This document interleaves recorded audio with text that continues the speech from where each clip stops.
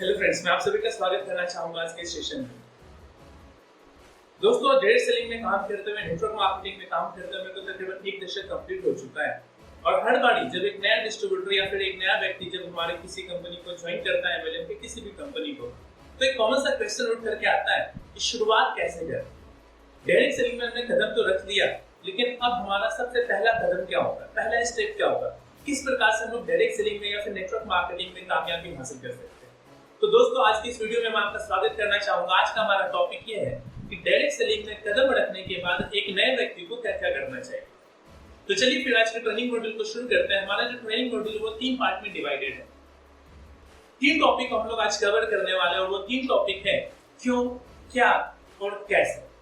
साथियों, आगे बढ़ने से पहले मेरा सवाल आप सभी से होगा, किसी भी चीज को जब हम लोग करते हैं तो 3 प्रश्न जो उठता है, क्या, क्यों और कैसे। आपके ख्याल से इस 3 प्रश्नों में सबसे महत्वपूर्ण कौन सा सवाल है, क्यों, क्या या फिर कैसे? प्लीज एक बार कमेंट में टाइप करके बताइएगा, फिर आज के सेशन को हम लोग आगे बढ़ाएंगे।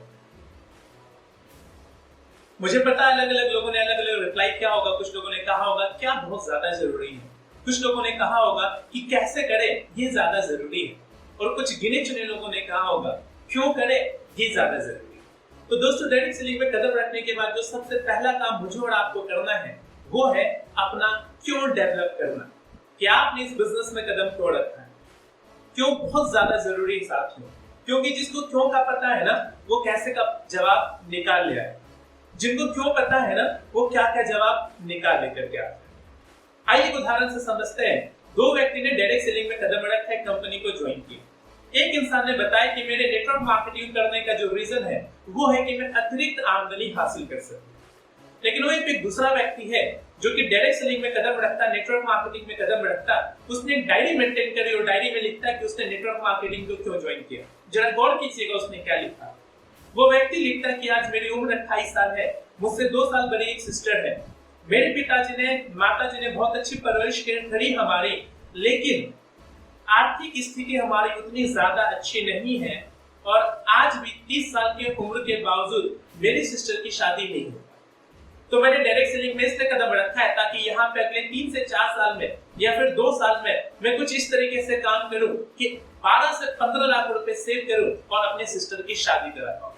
साथियों, मेरा आपसे सवाल होगा कि क्या ये क्यों लिखना वाजिब है, या फिर अगर उसने ये क्यों लिखा तो क्या ये नेटवर्क मार्केटिंग को ज्वाइन करने का एक कारण हो सकता है। और यदि आपका जवाब हाँ है तो मेरा आखिरी प्रश्न आपसे साथियों ये होगा कि एक तरफ एक व्यक्ति ने लिखा कि महज कुछ अतिरिक्त आमदनी के लिए मैंने नेटवर्क मार्केटिंग को ज्वाइन किया, और एक तरफ एक व्यक्ति लिखता कि मैंने नेटवर्क मार्केटिंग को इसलिए ज्वाइन किया क्योंकि मुझसे 2 साल बड़ी एक सिस्टर है जिनकी शादी करानी जरूरी है।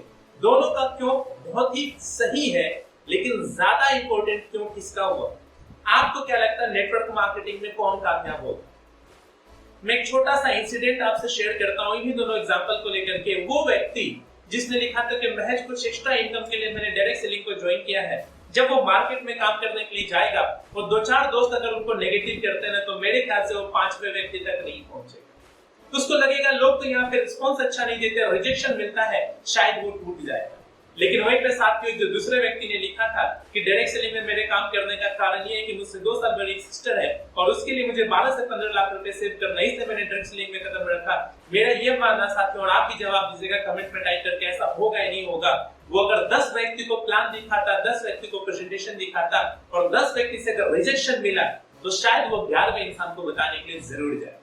और जाते क्यों जाएगा? क्योंकि उस व्यक्ति को बहुत अच्छे से पता है कि 10 इंसान अगर उन्हें ना बोला है तो ये 10 इंसान 10 रुपए की भी मदद नहीं करने वाले हैं सिस्टर की शादी की जरूरत पड़ेगी। तो साथियों, मैं यही कहना चाहता हूं आपसे कि डायरेक्ट सेलिंग में कामयाब होने के लिए सबसे जरूरी चीज क्या है, और वो जरूरी चीज है क्यों का ढूंढना। आप भी अगर डायरेक्ट सेलिंग में कदम रख करके कामयाब होना चाहते तो सबसे पहला कदम ये उठाइए कि आप अपना क्यों ढूंढिए कि आपने डायरेक्ट सेलिंग को क्यों किया। आइए दूसरे उदाहरण से जरा हम लोग समझते हैं। एक व्यक्ति, उसके पैर में मोच आ गई और मोच कुछ ऐसी आ गई है कि वो बिल्कुल भी टहल नहीं सकता, बिल्कुल भी चल नहीं सकता, वो बिस्तर पे लेटा हुआ। किसी वजह से वो हॉस्पिटलाइज हो जाता और हॉस्पिटल में वो 2nd फ्लोर पे हॉस्पिटलाइज है। अचानक से हॉस्पिटल में आग लग जाए, सब लोग निकल लिए, अब बस वही व्यक्ति बचा रह गया जिसके पैर में क्या है, मोच है। वो चल भी नहीं सकता, खड़ा भी नहीं हो सकता, मैं आपसे जानना चाहूंगा कि क्या व्यक्ति भागेगा या नहीं भागेगा? आप बोलेंगे बिल्कुल भागेगा। अरे आप भूल गए, उसके पैर में तो मोच आ गई थी, फिर वो कैसे भागेगा? तो आप बोलेंगे नहीं सर, जान बचानी है, जिंदगी बचानी है, इससे आप लोग निकल लिए, ये व्यक्ति अकेला रहा, ये अपनी जान बचाने के लिए जरूर भागेगा। आप में से किसी के दिमाग में ये सवाल नहीं आया कि उसके पैर में मोच है तो भागेगा कैसे? आपके दिमाग में बस एक पॉइंट आया कि वो भागेगा क्यों? वो इसलिए भागेगा क्योंकि उसे अपनी जिंदगी बचानी है, हॉस्पिटल में आग लग चुकी। तो दोस्तों, ये जो पहला लेसन है जिस पे हम लोग अभी चर्चा कर रहे हैं कि डायरेक्ट सेलिंग में कदम रखने के बाद क्या करना, तो जो 3 टॉपिक कवर करना था मेरे को, उसमें सबसे पहला टॉपिक था क्यों। तो मेरे ख्याल से आप लोगों तक ये मैसेज पहुंच गया होगा कि क्यों का ढूंढना बहुत जरूरी है। आप बोलेंगे सर ये क्यों ढूंढे कैसे? तो सिंपल सा तरीका है। क्या आप लड़के हैं? क्या आप लड़की हैं? क्या आपके पेरेंट्स हैं? क्या आपके बच्चे हैं? आप यदि एक सामाजिक प्राणी है तो आपके घर परिवार में लोग हैं, और क्यों ढूंढने के लिए पड़ोस में झांकने की जरूरत नहीं है, शायद मेरी भी बात सुनने की जरूरत नहीं है, अपलाइन की भी बात सुनने की जरूरत नहीं है। क्यों का जवाब अगर आपको ढूंढना है तो एक बार खुद को और अपने परिवार को देखें। आप जरा गौर करें कि हमारे जो पेरेंट्स हैं जिन्होंने अपनी पूरी जिंदगी बिता दी अपने बच्चों को एक अच्छी एजुकेशन मुहैया कराने में, उन्होंने अपने सपनों का गला घोट दिया है। क्या पेरेंट्स के लिए हम और आप कुछ कर सकते हैं?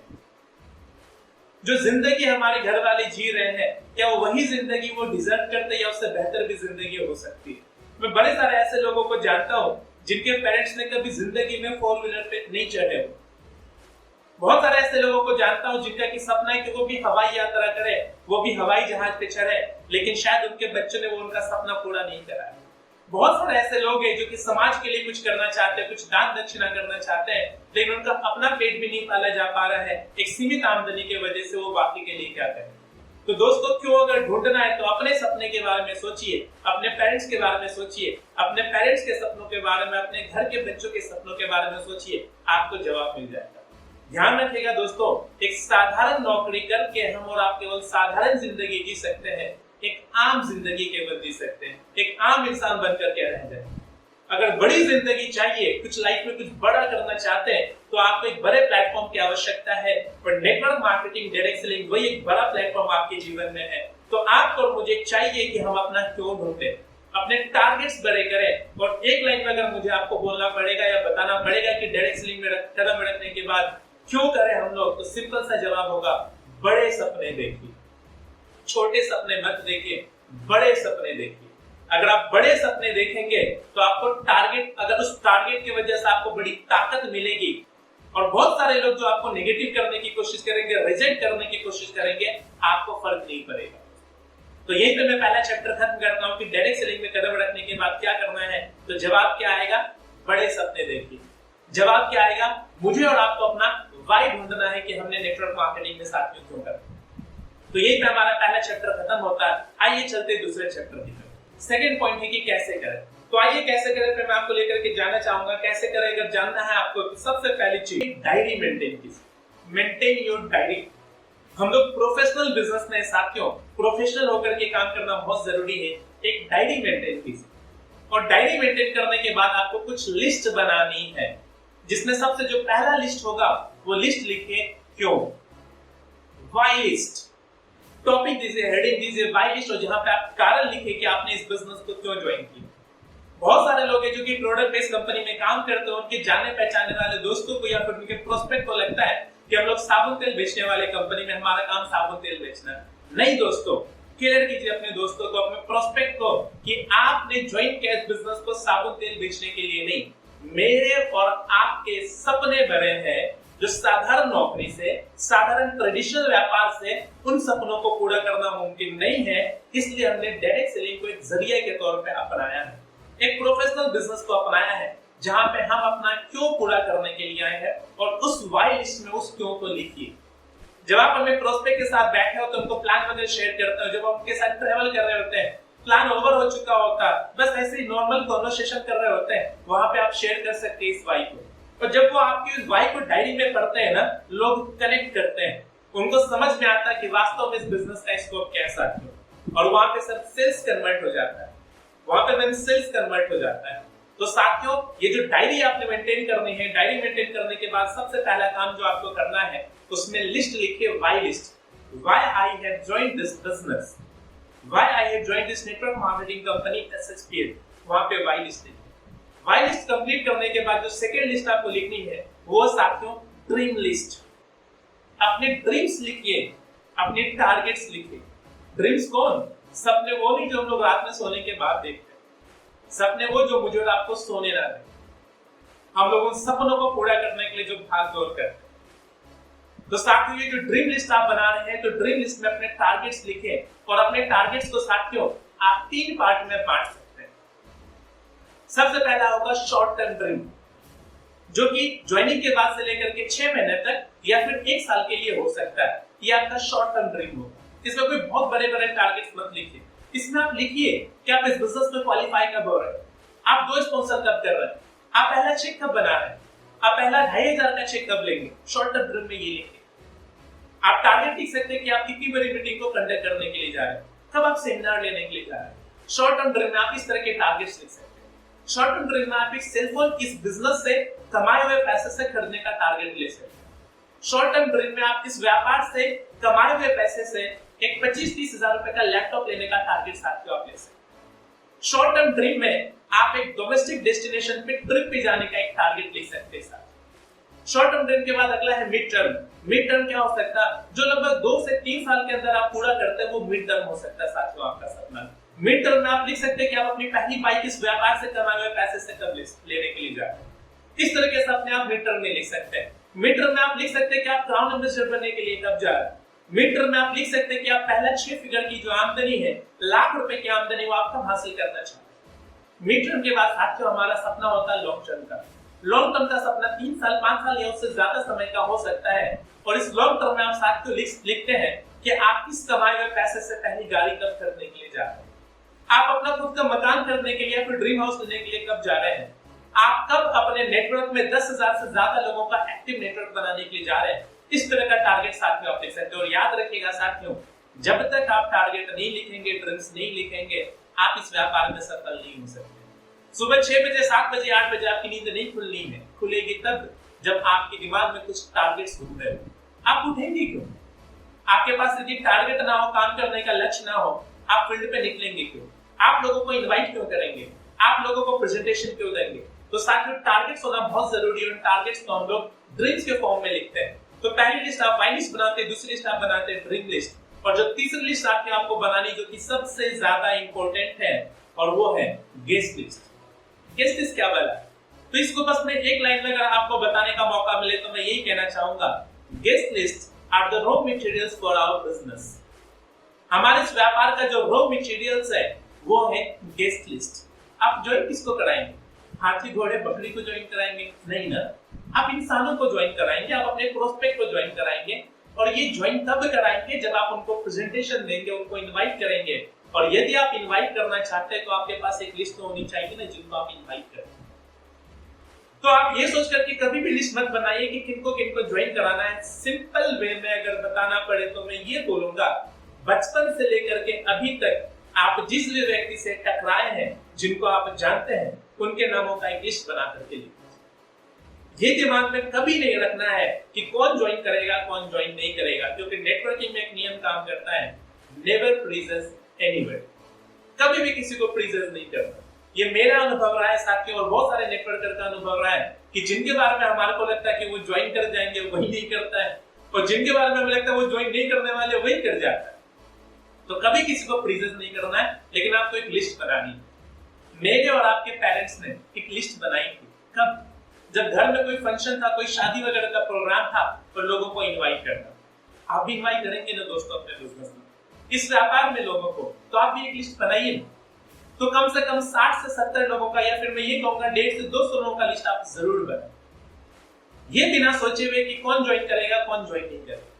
और ये जो लिस्ट बनाएंगे इसका एक प्रॉपर फॉर्मेट होता है। ये फॉर्मेट जरा मैं आपसे शेयर कर दूं। आप सबसे पहले लिखिए सीरियल नंबर। सीरियल नंबर के बाद आप लिखिए गेस्ट नेम। जो आपके गेस्ट हो सकते हैं, जो आपके जाने पहचानने वाले, उनका नाम लिखिए। नाम के बगल में लिखिए प्रोफेशन। वो किस व्यापार में है, जॉब करता है, बिजनेस करता है, स्टूडेंट है, हाउसवाइफ है, क्या है क्या वो। और उसके बाद उसके बगल में लिखे कॉन्टैक्ट नंबर। ध्यान रखिएगा साथियों, फोन पे कभी ट्रस्ट मत कीजिए, फोन पे कभी भरोसा मत कीजिए, कॉन्टैक्ट नंबर आपको लिखना है। और उसके बाद लिखे साथियों आप प्लेस, कहां पे रहते हो। आप जिस स्टेट में, अगर उस स्टेट के गेस्ट है तो अलग अलग शहर का नाम लिख दीजिए, दूसरे स्टेट में अगर है तो उस स्टेट का नाम लिख दीजिए। शुरुआत में हम लोग अपने लोकल लोगों को कवर करेंगे, बाद में दूसरे स्टेट के लोगों को कवर किया जा सकता है।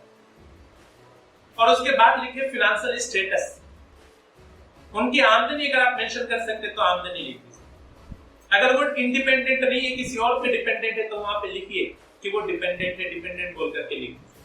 जब आप साथियों ऐसा करते हैं ना तो लोगों को इनवाइट करने में मदद मिल जाती है कि किनको किस तरीके से इनवाइट करें। तो शुरुआत में हम उन लोगों को इनवाइट करते हैं जो कि हमारे हॉट लिस्ट में। हॉट लिस्ट क्या बोला? हॉट लिस्ट का मतलब होता है वो लिस्ट जिस लिस्ट में वो नाम आपने लिखे हैं जिससे रेगुलर बेसिस पर भी आपकी बातचीत चल रही है, जिनको आप आसानी से इनवाइट कर सकते हो और वो लोग आ सकते हैं। कुछ ऐसे भी लोग होंगे जिनसे लगभग 1.5 या 2 साल से आपकी बातचीत नहीं हो रही है, तो आपके हॉट लिस्ट में नहीं है साथियों। उनके साथ फिर से रिलेशन बिल्ड करना, फिर जाकर के उनको इनवाइट करना। तो शुरुआत में आप किनको इनवाइट कीजिएगा जो कि आपके हॉट लिस्ट में। तो इस प्रकार से साथियों आपको क्या बनानी है, अपनी लिस्ट बनानी है। तो ध्यान दीजिए हमने लिस्ट में कौन-कौन से टॉपिक को कवर किया। सवाल था कि कैसे करना नेटवर्किंग। तो आपको एक डायरी लेनी है, डायरी लेने के बाद सबसे पहले वाई लिस्ट बनाना है। वाई लिस्ट के बाद आपको बनाना है ड्रीम लिस्ट, जिसमें आप अपने टारगेट्स लिखते हैं। और उसके बाद आपको लिस्ट बनानी है गेस्ट लिस्ट, जहां पे आप जिन लोगों को इनवाइट करेंगे, जिनको प्रेजेंटेशन दिखाएंगे, एक सही फॉर्मेट में उनकी लिस्ट बनाएंगे। जब आप साथियों अपने लिस्ट बना लिया, उसके बाद जो अगला टारगेट आपका होता है वो है इन लोगों को इनवाइट करना। अब इनवाइट कैसे करेंगे? तो देखिए साथियों, इनविटेशन एक कला है।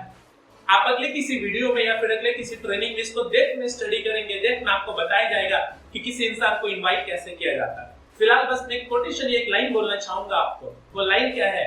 बड़ों को कॉफी, छोटे को कॉफी। मेरे ख्याल से आप समझ गए होंगे। किसी बड़े को अगर आपको इनवाइट करना तो उनको कॉफी पे बुलाइए, और किसी छोटे बच्चे को अगर अपने पास बुलाना है तो उनको टॉफी दिखाइए। कहने का मतलब इनविटेशन का एक नियम है कि जिसका जिस चीज में इंटरेस्ट हो, जिसका जिस चीज में फायदा हो सकता है, आप उसी चीज का जिक्र कीजिए। याद रखिएगा साथियों, नेटवर्क मार्केटिंग एक ओपन बास्केट है। इसमें सब कुछ मिलता है, लेकिन किसको क्या देना है, थोड़ी सी समझदारी आपको दिखानी है। आप जिस इंसान को इनवाइट करें, थोड़ा सा उनके बारे में स्टडी कर लीजिए और सोचिए कि आप जिस कंपनी में, जिस प्लेटफॉर्म पे काम कर रहे हैं, आपके पास उनको देने के लिए क्या है। जैसे एक स्टूडेंट को आप नेटवर्क मार्केटिंग में इनवाइट कर सकते हैं ये बोल करके कि आजकल मैं एक ऐसे प्रोजेक्ट पे काम कर रहा हूं जहां पे कुछ ऐसे प्रैक्टिकल नॉलेज मिलती है, कुछ ऐसे स्किल्स डेवलप कराए जाते हैं कि कल को तुम्हें नौकरी के लिए परेशान नहीं होना पड़ेगा, तुम अपने पैरों पे खुद खड़े हो चुके हो। अगर एक इंटरव्यू का सेशन ऑर्गेनाइज किया जाए तो मैक्सिमम चांसेस तुम्हारा सिलेक्शन होगा। बहुत सारे लोग एमबीए करते हैं जहां पे थ्योरेटिकल नॉलेज लेते हैं, लेकिन आजकल मैं कैसे प्लेटफॉर्म पे काम कर रहा हूं, कैसे प्रोजेक्ट पे काम कर रहा हूं जहां पे मैनेजमेंट के प्रैक्टिकल लेसन्स सिखाए जाते हैं। आजकल मैं कैसे प्रोजेक्ट पे काम कर रहा हूं जहां पे 20 साल से लेकर के 22 साल का, 24 साल का बंदा अपने पैरों पे खड़ा है और 6 फिगर की आमदनी लेकर के जा रहा है। एक जो जॉब होल्डर, उसको आप कैसे इनवाइट कर सकते हैं? एक जॉब होल्डर को आप ये बोलकर के इनवाइट कर सकते हैं कि आमतौर पे हम लोग जब नौकरी करते तो मन में डर रहता है कि कहीं नौकरी चली ना जाए। पैंडेमिक सिचुएशन में अगर हम लोग नौकरी पे नहीं जा पा रहे तो हमारे को सैलरी नहीं आती। आजकल मैं एक ऐसे प्रोजेक्ट पे काम कर रहा हूं जहां पे तुम पार्ट टाइम एक ऐसा बिजनेस डेवलप कर देते हो जहां पे तुम्हारी आमदनी नौकरी से ज्यादा होती है, और ईश्वर न करे कल को किसी वजह से अगर तुम ऑफिस ना जा पाओ, पैंडेमिक की सिचुएशन आ गई, तो भी तुम्हारे घर पे आमदनी पहुंचेगी उस पार्ट टाइम बिजनेस की। अगर तुम मेरे प्लेटफॉर्म पे काम करना शुरू कर दो तो 6 से 7 महीने में जितना तुम नौकरी से कमा रहे हो उससे कम से कम 1.5 से 2 गुना से ज्यादा आप तुम कमा सकते हो। किस तरह के इन्विटेशन के पॉइंट आपको किसके बोल रहे हैं? जॉब होल्डर वाले जो बंदे हैं। अच्छा, कोई अगर ट्रेडिशनल बिजनेस में, तो साहब आपको तो पता आजकल ट्रेडिशनल बिजनेस में क्या है, ग्राहक आज है कल को नहीं आएगा, पता नहीं सरकार कब कौन सा रूल लागू कर दे, पता नहीं कब ये पेंडेमिक का सिचुएशन आ जाए। साहब आजकल मैं ऐसे बिजनेस पे काम कर रहा हूँ जहाँ पे घर बैठे भी आप व्यापार कर सकते हैं। आजकल मैं एक ऐसे बिजनेस पे काम कर रहा हूँ जहाँ पे 0 इन्वेस्टमेंट के साथ आप फ्रेंचाइजी ले सकते हो, और जितना बड़ा टर्नओवर जाता है आपके नेटवर्क के जरिए आप उतनी आमदनी हासिल कर सकते हैं। आजकल मैं एक ऐसे शख्सियत के साथ जुड़ा हुआ हूँ जिनकी उम्र केवल 26 साल है, लेकिन वो 80 से 90 हजार रुपए कमा रहे हैं, और मेरी वो बहुत मदद कर रहे हैं कि मैं इस बिजनेस को डेवलप करता हूँ, और मेरा टारगेट है कि 1.5 से 2 साल के अंदर मैं भी कम से कम 1 लाख रुपए की आमदनी पे पहुंचूं। और क्योंकि हमारी पुरानी दोस्ती, मैं चाहता हूँ कि मेरे इस व्यापार में आप भी शामिल हो। इस व्यापार में 1 रुपए का भी इन्वेस्टमेंट नहीं है, डिपेंड बस ये करता है कि हम कितना समय देकर के अपनी स्किल्स को डेवलप करते हैं। तो इन शॉर्ट मैं आपको ये बताना चाहता हूँ साथियों कि इनविटेशन में आप जिस इंसान को इनवाइट कर रहे हैं उनको उसी तरीके से इनवाइट करें जिस तरीके से वो आना पसंद करेंगे, उनको अपना फायदा देंगे। इनविटेशन के बाद जो अगला टॉपिक है साथियों वो है प्रेजेंटेशन। प्रेजेंटेशन सीखिए। आज आपने इस कंपनी को ज्वाइन किया और आपने शुरुआत कर दी हमारी कंपनी में काम करना, आपके सीनियर्स होंगे जिन्होंने प्रेजेंटेशन दिखाई और आपने ज्वाइन किया। जब भी वो प्रेजेंटेशन ले, आप कभी ये मत सोचिएगा साथियों कि आपने ऑलरेडी प्रेजेंटेशन अटेंड कर रखी है। यदि आपको इस व्यापार में आगे बढ़ना है तो आपको एक अच्छा प्रेजेंटर बनना पड़ेगा। तो साथियों जिस भी इंसान ने आपको ज्वाइन कराया वो जब भी प्रेजेंटेशन ले, आप बैठिए और प्रेजेंटेशन लेना साथियों सीखिए। आप एक एक चीज को नोट कीजिए। जब आप अपने गेस्ट के साथ बैठे होते हैं और आपका जब सीनियर मीटिंग ले रहा होता है, आपका ध्यान अगर कहीं और है तो आपका गेस्ट का ध्यान भी कहीं और चला जाता है। लेकिन अगर आपका जो सीनियर है वो मीटिंग ले रहा, प्लान दिखा रहा है और आप भी बहुत ध्यान से इस प्रेजेंटेशन को सुनते हैं, कुछ पॉइंट्स को अगर नोट करते हैं, तो ऑटोमेटिक आप एक मैसेज ट्रांसफर करते हैं अपने गेस्ट तक कि बहुत ही इंपॉर्टेंट है आज का ये सेशन और आप बड़े ध्यान से सुन रहे हैं, उस व्यक्ति को भी ध्यान से सुनना चाहिए। तो साथियों अगर आप बहुत पैसा कमाना चाहते हैं इस इंडस्ट्री में तो आपको एक बहुत अच्छा प्रेजेंटर बनना पड़ेगा। और एक बहुत अच्छा प्रेजेंटर अगर आप बनना चाहते हैं तो जो प्रेजेंटर प्लान दिखा रहा है, प्रेजेंटेशन ले रहा है, बहुत ध्यान से उनको सुनिए। आप प्रेजेंटेशन लेना सीखिए। 2 से 3 प्रेजेंटेशन आप देखिए अपने सीनियर को लेते हुए और चौथी प्रेजेंटेशन में आप आगे आइए और बोलिए सर आज की प्रेजेंटेशन मैं लेता हूँ। अगर मुझसे कोई गलती हो तो बाद में आप कवर कर लीजिएगा जब मैं प्लान को दिखाना खत्म करूँ। हो सकता है एक पहले प्रेजेंटेशन में आप इंट्रो वाला पार्ट लेते हैं, कंपनी का प्रोफाइल शेयर करते हैं, आपके सीनियर प्रोडक्ट और बिजनेस प्लान शेयर करते हैं। अगले दफा अगले मीटिंग में आप प्रोफाइल पार्ट और प्रोडक्ट पार्ट दोनों लेते हैं और आपके जो सीनियर है वो बिजनेस प्लान शेयर करते हैं। अगली दफा पूरा बिजनेस प्लान भी आप शेयर करते हैं और आपके जो सीनियर है वो प्रेजेंटेशन की क्लोजिंग करते हैं। तो साथियों आप अगर इस ट्रेनिंग में बैठे हैं कि शुरुआत करने के लिए जो बेसिक ट्रेनिंग आप ले रहे हैं, शुरुआत करने के लिए आपको क्या करना है, तो जवाब बस यही है कि हर प्रेजेंटेशन को अटेंड कीजिए, आप एक अच्छे प्रेजेंटर बने। तो साथियों आपने डायरी बना ली, आपने लिस्ट कंप्लीट कर लिया, आपने लोगों को इनवाइट करना सीख लिया, आपने क्लाइंट्स की मदद के जरिए आप लोगों को प्रेजेंटेशन दिखाना सीख गए। अब क्या काम करना? तो साथियों प्रेजेंटेशन दिखाने के बाद एक चीज दिमाग में सेट कर लीजिए कि सब एक दफा में आ जाएंगे, एक बार में ज्वाइन कर जाएंगे, ऐसा जरूरी नहीं। लॉ ऑफ एवरेज का नियम काम करता है साथियों कि आप 10 व्यक्ति को इनवाइट करेंगे तो उसमें से 7 आते हैं। 7 जो प्रेजेंटेशन देखेंगे उसमें से 5 पॉजिटिव होते हैं, 3 कहते हैं कि करेंगे और 1 इंसान कर जाता है। ये नियम है, लेकिन जरूरी नहीं कि आपके साथ ऐसा हो सकता है आपके साथ 10 में से 10 ज्वाइन कर जाए, हो सकता है आप में 10 अगर मीटिंग दिखाओ तो 10 में से 7 ज्वाइन करें। लेकिन दिमाग में एक सेट कीजिएगा कि लॉ ऑफ एवरेज काम करेगा और नियम यही बताता है कि हमेशा जितने लोगों को बुलाओगे उतने लोग मौजूद होकर के ज्वाइन कर जाए, ऐसा नहीं।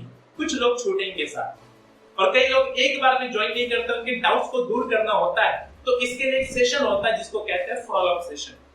तो आप जिनको इनवाइट करके प्रेजेंटेशन दिखा रहे हैं, तैयार रहिएगा साथियों कि उनका आपको फॉलो अप करना है। अब ये फॉलो अप क्या बोला है? तो देखिए साथियों फॉलो अप का 2 अर्थ होता है। फॉलो अप का पहला अर्थ है कि अपने गेस्ट के मन में आए हुए डाउट को दूर करें। यदि उन्होंने प्रेजेंटेशन देखी, कुछ सवाल उनके मन में आए, कुछ डाउट है जो क्लियर नहीं हो पाया, आप उन डाउट को क्लियर करते हैं। इसी को साथियों कहते हैं फॉलो अप। अच्छा मान के चलो आपके गेस्ट के मन में कोई भी डाउट नहीं आया, कोई डाउट है ही नहीं, फिर भी आपको फॉलो अप करना पड़ेगा, क्योंकि अगर वो ज्वाइन नहीं कर रहा मतलब कुछ मन में तो है। तो फॉलो अप का दूसरा अर्थ है अपने प्रोस्पेक्ट को, गेस्ट को ये रियलाइज करवाना कि आप जिस अपॉर्चुनिटी को लेकर के उनके सामने आए थे, वास्तव में इस अपॉर्चुनिटी के जरिए वो अपने जीवन को सफल बना सकते हैं। तो यही है साथियों फॉलो अप। मुझे एक छोटी सी बात याद आ गई, वो बात मैं शेयर करता हूँ आपसे। एक बार मैं एक स्टेशन पे वेट कर रहा था ट्रेन का, मेरी ट्रेन थोड़ी लेट थी। मैं बुक स्टोर पे चला गया और मैं किताबें देख रहा था कि कुछ अगर पढ़ने को मिल जाए तो जो मेरे को सही लगेगा मैं खरीद लूंगा, सफर काटने के लिए बुक खरीद लूंगा। तो वहां पे एक किताब मेरे को दिखी जो कि दूर से मेरे को टाइटल दिख रहा था। बुक के ऊपर टाइटल क्या लिखा हो जरा गौर कीजिएगा साथियों, गाय दूध नहीं देती। तो मैं आपसे पूछना चाहूंगा गाय दूध नहीं देती है क्या? मैंने इस बुक सेलर से बोला भाई साहब जरा वो किताब पढ़ाना। अब जब वो किताब मैंने नजदीक से हाथ में लेकर के देखा तो गौर कीजिएगा मोटे मोटे अक्षर में क्या लिखा हुआ है, गाय दूध नहीं देती, और नीचे छोटे छोटे अक्षर में लिखा हुआ है दूध निकालनी पड़ती। मेरे ख्याल से आप समझ गए होंगे। तो ध्यान रखिएगा साथियों, गाय दूध देती नहीं है, दूध निकालनी है। तो लोग ज्वाइन नहीं होते प्लेटफॉर्म में, ज्वाइन कराना पड़ता है और उसका एक प्रोसेस होता है, उसी प्रोसेस को कहते हैं साथियों फॉलोअप। लेकिन इसका ये मतलब नहीं कि फॉलोअप का मतलब कि आप किसी के पीछे ही पड़ जाए, ऐसा भी नहीं करना साथियों। रिलेशन ज्यादा इंपॉर्टेंट। आप किसी के पीछे लगेंगे उनके डाउट्स को क्लियर करने के लिए, उन्हें परेशान करने के लिए नहीं। हाँ, इसका मतलब ये भी नहीं है कि आप बिल्कुल भी लोगों को छोड़ दो कि प्लान दिखा देंगे, जिनको ज्वाइन करना होगा वो ज्वाइन करेंगे, ऐसा भी नहीं साथियों। थोड़ा सा आपको लगना पड़ता है।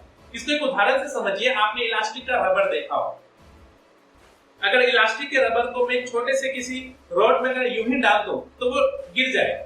इलास्टिक के रबर को हल्का सा खींचना पड़ता है और खींचने के बाद किसी जगह पे आप फंसाते हो, अगर टिक जाए तो इलास्टिक का रबर काम करता है। मतलब इलास्टिक का रबर तभी काम करेगा जब आप खींचो, बिना खींचे काम नहीं करता है। लेकिन ध्यान दीजिएगा, जरूरत से ज्यादा इलास्टिक के रबर को खींच दोगे तो वो रबर टूट जाएगा।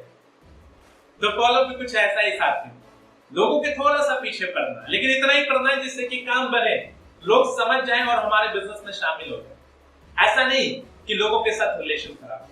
तो साथियों यहाँ पे आपको करना है फॉलो। तो यही रहस्य है इस व्यापार में कामयाब होने का। तो बेसिक ट्रेनिंग में यही चीजें साथियों, आपने जिस भी सीनियर को ज्वाइन किया, जिस भी व्यक्ति को ज्वाइन किया, उनके साथ बैठिए और इन्हीं चीजों पे चर्चा कीजिए, मदद लीजिए उनकी, ताकि आप क्लियर कर पाए कि आपके इस व्यापार को ज्वाइन करने का वाई क्या होगा, कारण क्या होगा। डायरी खरीदिए, 50-100 रुपए 150 रुपए की डायरी खरीदिए, एक अच्छी वाली डायरी खरीदिए जिसमें आप अपना वाई लिखिए, ड्रीम्स लिखिए, आप अपने गेस्ट लिस्ट को लिखिए। गेस्ट लिस्ट को लिखने के बाद आपको उनको इनवाइट करना है, प्रेजेंटेशन लेना सीखिए और उनका साथियों को फॉलो अप करना। फॉलो अप करने के बाद जो अगला काम आपका होगा वो सिंपल क्या है, साइन अप कराइए, रजिस्ट्रेशन कराइए और रजिस्ट्रेशन कराने के बाद उनकी कराइए ट्रेनिंग। अच्छा, ट्रेनिंग क्यों जरूरी है? एक छोटा सा इंसिडेंट मैं आपसे शेयर करता हूँ। हम सब के साथ बचपन में घटना घटी। वो घटना क्या है? बचपन में हमने देखा कि एक बांसुरी वाला आया और बड़े मधुर ध्वनि के साथ वो बांसुरी बजाता है।